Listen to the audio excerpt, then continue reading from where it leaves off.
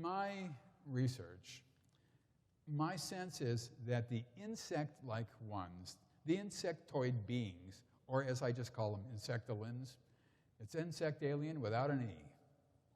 It's easy to remember. The insectolins are true aliens. These are order givers. These are the powers that be, I think. These are the ones, I surmise, are at the top of the pecking order. There really isn't a pecking order. It's more like spokes of a wheel, but they're in the center of it. And they look really weird. You notice how thin they are, how thin their arms are. You notice that their head is odd. This is actually a drawing by Katerina Wilson, who gave it to me. And you see that the head is pointed. There's no mouth, there's no nose, there's no ears, there's no nothing. And really bizarre looking. Now, people call them parking meter heads. People call them praying mantises. That's the most common thing that people say, and so forth. What the actual statistic is that what we actually see is there are very tall, very thin-looking aliens. People say, God, they look like a praying mantis. Yes, yes.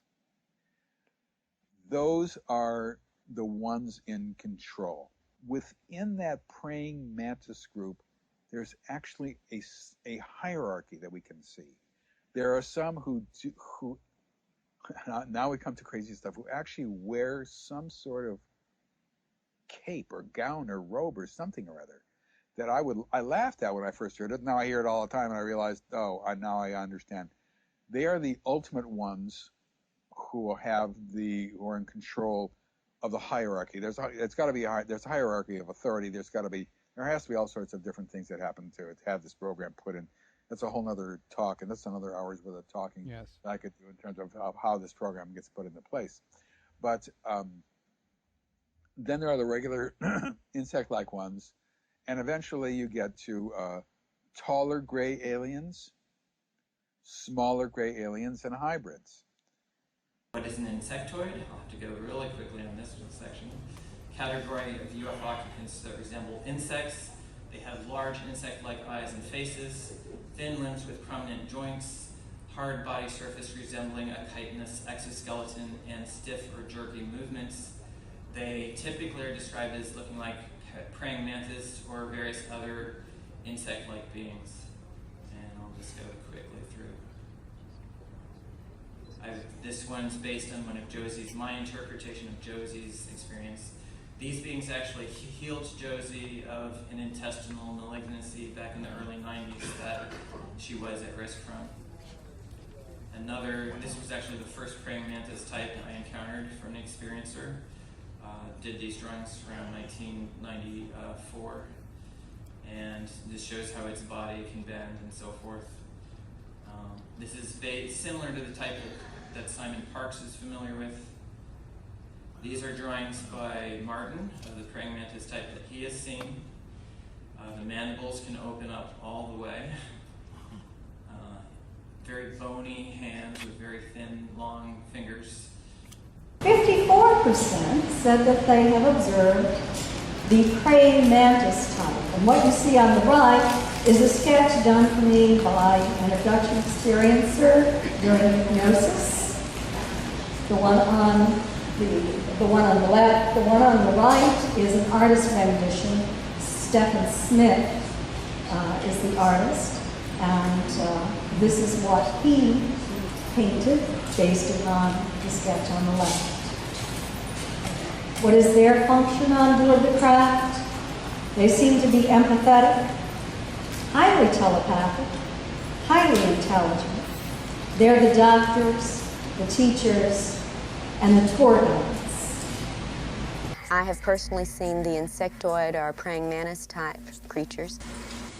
We also have the insectoid. Not a fun group necessarily, because they are very frightening to look at. In fact, the first ET I ever saw when I was about 5.5 years old was like this, only it didn't have the mask over the lower face as it did in this case. And it was very terrifying to see this thing and not know how I had gotten out in the backyard to be with this creature, and it telling me it was my mother was very upsetting. I thought I knew better. But the insectoid type do differ from the little grays. For instance, as this person's drawing can show us a little bit, there seems to be a very bony, high, hard ridge over the eyes. And more often the eyes are round and bulging like fly eyes, if you will, rather than the elongated or almond or smooth, shiny black eyes.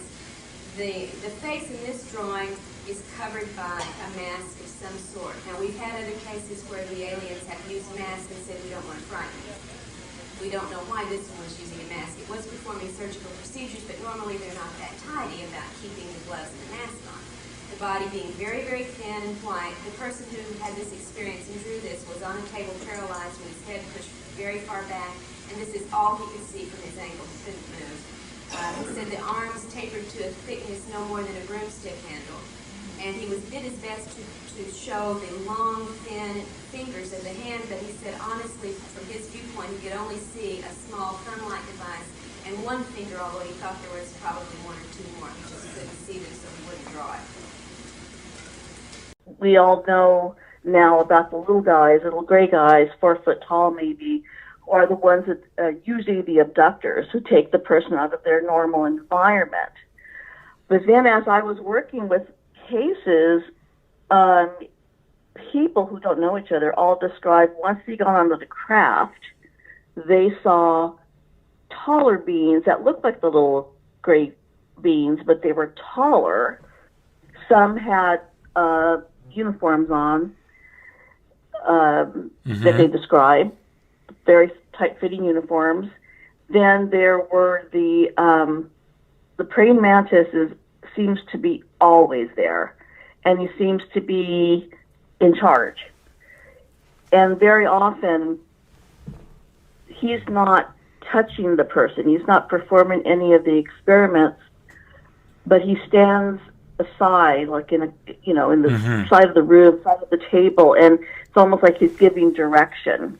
And as we know, they communicate telepathically. Recently chatted with Dr. Jacobs about his research and his conclusions, and it seems to me what you're describing is pretty much in line with his observations that he's gotten through the regressions that he's done, and the different types of beings. He also has concluded that the Mantid beings are the ones in charge. They seem to be running the show.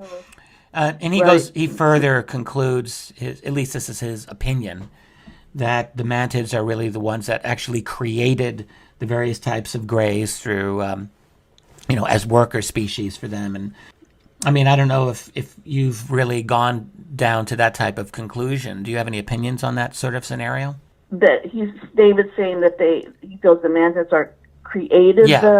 Right, that they're small. His this is really his hunch or his assessment, I guess we could say, that the Greys are worker species created essentially by the praying Mantid type beings that, in his opinion, are actually running it. His opinion, incidentally, he bases it on the fact that the Mantids seem least like us, like human beings, morphologically or anatomically, and that he therefore thinks that the Greys are actually some kind of alien human hybrid, that they're created with a certain amount of our DNA, but they're a completely worker species. Yeah, I feel that, and I know that I've heard other people, experiencers, talk about that. That they're the small ones. Yeah. That take the people. They're very hive mentality type, and they always say there's no emotion or anything to them. Right. So that does make sense to me. The very human question, that we always want to know: is it good? Or is it bad? Is it evil?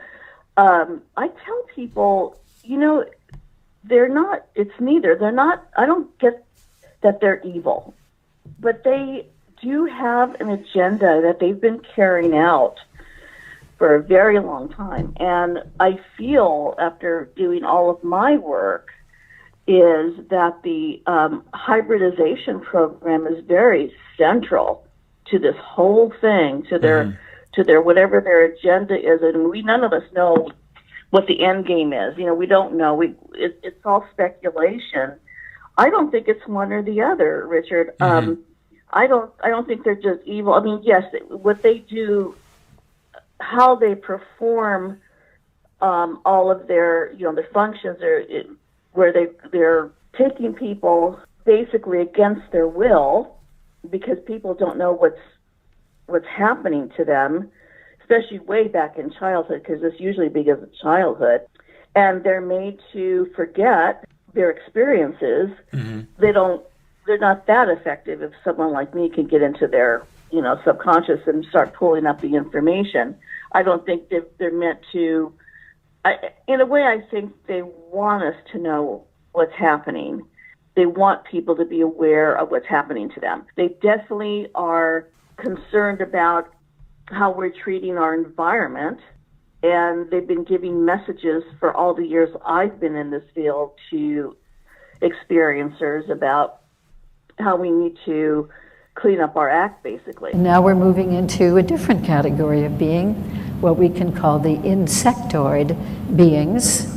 Look at the large eyes that seem to wrap around the sides of the head. And they're usually very tall and very thin, long fingers. And here's another depiction, this one, both of those, and this one by Casara from Descriptions. And the big long arms, and they often walk with their arms folded up like this one. And here's another type of insectoid. Sometimes they have what looks like little antennae, and sometimes they don't seem to. And here's another one, the arms very long. If those arms were to hang down, they'd probably drag along the floor. And they often have sort of bird-like feet. And this one has little antennae. Now I want to say that the insectoid beings, I think, don't look like they would be particularly wonderful to be with. In fact, it might even be downright frightening if you just suddenly encountered one. However, anyone I have regressed to experiences with insectoid beings, they all report that the insectoids are very kindly, helpful, lovable, loving, and even unconditionally loving. You just can't judge a book by its cover, can you? I think this teaches us a very important lesson, not to take the surface look of another life form and make assumptions about it. And this insectoid being, drawn by the co-author of my new book called Alien Experiences, and she had many experiences with this being. He was very kindly, and also he did a lot of teaching of her, and he'd sit her at a table on the craft, and he'd have her look at books full of symbols that seemed to be cut out on thick pages as in a book. And she was supposed to put her finger in to these cut out symbols. There was something in there, like a membrane, and trace the symbols, and she was being downloaded with a huge amount of information by doing this. And he'd have her telepathically move liquid in upright glass cylinders and many other things. He was testing her and training her in mental development. Another type of insectoid. And this one, Katarina Wilson, drew this depiction from her experiences of a very tall insectoid type of being. One of them that is often being seen as very scary is the mantid or insect-like being, mantid being. This has become more common as people open up and say, well, I've not just seen maybe grey beings or light beings or humanoids or whatever. And what I've tried to do is understand it from the indigenous people's understanding as well as from us who are, that are experiencing them. One of the interesting things was a lady from South Africa wrote to me, and she said this: in the Eastern Cape of South Africa, the Xhosa call the Mantid being the one who teaches and point up to the sky. In the Bushman legends, the mantis was the god that came down from the heavens to share knowledge with mankind. And in Aboriginal terms, the manta being is called the Mamu, and in a similar way has come to teach them. This image that I've got here is one that a geneticist, scientist, actually saw in his bedroom when he woke up one night with the blue, an absolutely room filled with blue light. And this tall Mantid being, 7 or 8 foot tall, was standing over him, observing him. And he said, I was able to be still and just look at this being and observe it. And he said there were little lights under the skin. It was most fascinating. He was a young 8-year-old. And what he's talking about is his connection to the Mantid beings. And when he came to me, he was really nervous because he didn't know what this strange lady was going to make of him. He was with his mum and his dad, and he was shaking because he was so scared that he's talking about this for the first time to a strange lady. But he gradually started to calm down, and he told me that he connects to the Mantid beings, but not in the usual way. He said, they're my family. They are my family. These are my human family, but I have a family out there. And when I die, I'm going back to my Mantid family. Now this is another step, isn't it? When someone actually sees the family that is non-human as their real family. And this isn't the first time, of course. Many times now I've had young children or parents tell me their young child has said, you're not my real family, or you're not my real mother, you're just here to look after my real family's out in space. And I bet some of you here know exactly what I'm talking about. There is a huge pull to another form that feels more like you than the human physical body. Now this young boy said more than that. He said that sometimes he goes up on the craft and he evaporates into the Mantid form for a time, and then he will come back into his physical container. Now that all sounds pretty incredible, and an 8-year-old telling you this is even more so. What was fascinating about this young man, at the same time, I don't know if any of you have seen or heard of Simon Parkes, a UK politician. He's come out now in the last few years. I got to connect with Simon about 3 or 4 years ago now when he first started speaking about his experience. Now he's a UK Labour politician, and before he actually got elected, he admitted that his family, his real family, were Mantid, that he had a Mantid mother. And he still got elected as a Labour councillor. Isn't that fascinating? But he said something, and neither of these two individuals, the little boy or Simon, have ever communicated. One's in the Northern Hemisphere, one's in Queensland. The only liaison has been me. And I have made sure that anything I'm hearing from one is not relayed to the other one. And what was fascinating was the little boy made these chirping, trilling sounds. And his mother said, I don't know why he's doing that. And I said to him, what is it? And he said, that's the noise the manta make when they're happy with me. So I contacted Simon and I said, you know, are there any noises that these creatures make? These beings make? And he said, yeah, like a chirping, trilling sound. They used to do it when I was little, when they were happy with me. 2 identical accounts. And I asked him if anything else happened on the craft, and he told me a lot of things. Some of it is still really difficult to understand for me, and I'm still in the process of understanding how complex this is. And he said, oh yeah, sometimes, he said, I go into my Mantid form, or a Mantid form on the craft, and I help with the humans because I understand the human psyche better, because I'm human too. So he actually goes into his essence, or his soul, goes into the Mantid form. Now, what was I hearing from the little boy? I evaporate into my Mantid form some of the time. And I asked him what it felt like, the little boy that is, and he said, oh, a bit strange. And then he would go back into his human form again. So it appears to me that there is a property within the soul that can move containers for a time. And this is really, you know, I'd heard it first many years ago when a young lady told me that on the craft she was a scientist. And I said, okay, so she said, well, I'm in a grey form, I'm in a zeta form. And I said, well, where's your human body? And she sort of pointed in her hypnosis and said, it's sort of over there, like it was hanging on a hook, waiting for her. So I said, well, you know, so you work as a scientist on the craft, how do you get back to your human form? And she described a ball of light moving from the Zeta body and actually reanimating a human container. So it looks like we can do a lot more than we ever understood with our souls. I was amazed to discover was many of those that had this experience, one, when they began to understand it, often their fear went. And often it's the fear of the unknown than what actually happened. And so I had to isolate, is it what actually happens that scares them, or is it the fact that they don't know what's happened? So that's two separate things. So in my whole panorama of those having experience, for example, only maybe 25 to 30% are actually traumatized. And what amazed me, there were people eventually coming to me, and this is where I had to broaden my questionnaire, that saying, look, Mary, we're not frightened of the ETs. In fact, we think they're family. What scares us is being on a planet with humans that are so barbaric they still kill one another when they have a disagreement.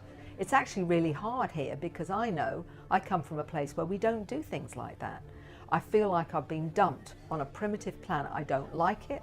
I've always felt isolated. I feel like I've been adopted in my own family. I don't even feel like I connect to them.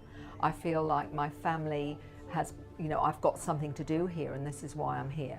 And these I call the star seeds or star kids, because their real connection is actually to those intelligences out there than actually the human beings that they're operating or sharing their environment with.